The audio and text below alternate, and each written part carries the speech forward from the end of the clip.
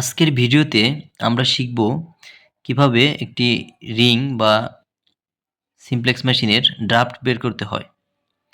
Draft বিভিন্ন ধরনের আছে, যেমন মোড ড্রাফট, প্রকৃত ড্রাফট, কারেক্টেড ড্রাফট।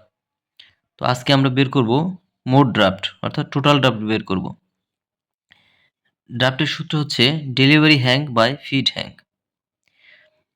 আমি এখানে একটি রিং মেশিনের ড্রাফট বের করেছি, অর্থাৎ এখানে ডেলিভারি হ্যাং অর্থাৎ সুতার কাউন্ট, সুতা ডেলিভারি হচ্ছে, তো সুতার কাউন্ট আছে 30।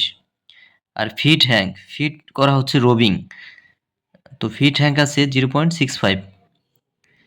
তো সূত্র যেহেতু delivery hang by fit hang, তো 30 ভাগ 0.65 বের হয়েছে 46 টাইমস, অর্থাৎ 46 গুণ লম্বা হবে।